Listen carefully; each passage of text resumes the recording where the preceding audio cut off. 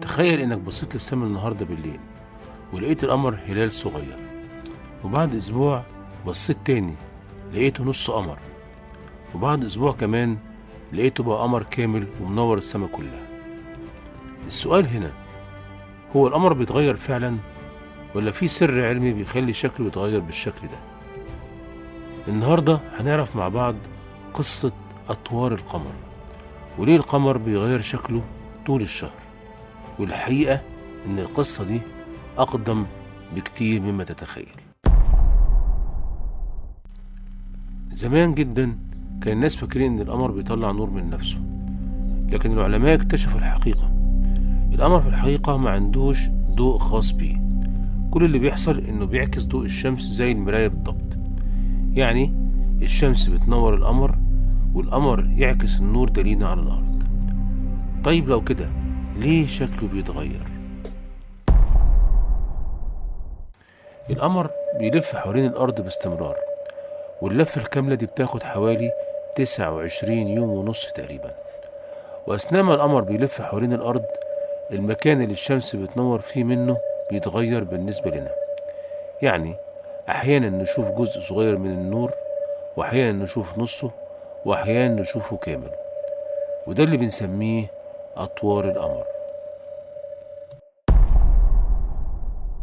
أول مرحلة اسمها المحاق. في الوقت ده القمر بيكون موجود بين الأرض والشمس، يعني الشمس بتنور الناحية اللي احنا مش شايفينها، وعشان كده القمر بيبقى مش ظاهر تقريبا في السماء. ومن هنا بيبدأ الشهر القمري الجديد. بعد يوم أو يومين في المحاق يبدأ يظهر خيط نور رفيع جدا في السماء، وده اللي بنسميه الهلال. والهلال ده بيكبر كل يوم شوية لحد ما يتحول لنص قمر. وعشان كده كتير من الحضارات القديمة وفي الإسلام بنعتمد على رؤية الهلال لبداية الشهور. بعد حوالي أسبوع من بداية الشهر القمر بيبقى نصه منور، وده اسمه التربيع الأول. الغريب إن القمر بيكون منور نصه بالضبط، والنص التاني مظلم، وده منظر جميل جدا في السماء بيكون واضح جدا للتلسكوبات. بعد كده القمر يكمل في الزيادة، يبقى أكبر من نص قمر لكن لسه مبقاش كامل. المرحلة دي اسمها الأحدب المتزايد، وكل ليلة بيزيد النور شوية لحد ما نوصل لأجمل مرحلة. وهنا نصل لمرحلة القمر البدر. في الوقت ده الأرض بتكون بين الشمس والقمر، والشمس بتنور القمر بالكامل، وعلشان كده بنشوفه دايرة كاملة مضيئة في السماء. القمر البدر كان ليه أهمية كبيرة جدا زمان.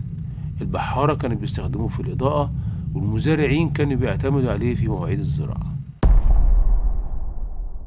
بعد البدر القمر يبدأ ينقص تاني، لكن في البداية بيكون لسه أكبر من نص قمر، وده اسمه الأحدب المتناقص.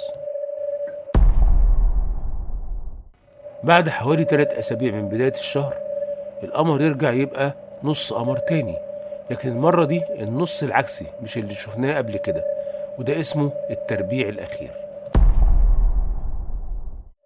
آخر مرحلة القمر يرجع يبقى هلال رفيع جدا، وبعدها بيختفي مرة تانية ويرجع للمحاق، وبكده تبدأ دورة جديدة لأطوار القمر.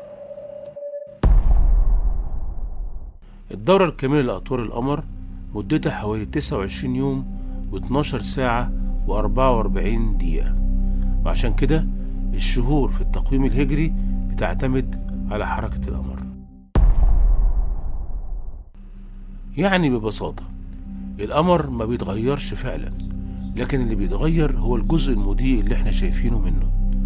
ومع دوران القمر حوالين الأرض نشوف كل ليلة شكل مختلف، ومن هنا ظهرت أطوار القمر. دلوقتي بص للسماء الليلة وشوف القمر عمل ايه، واكتب في التعليقات القمر عندك هلال ولا نص قمر ولا بدر.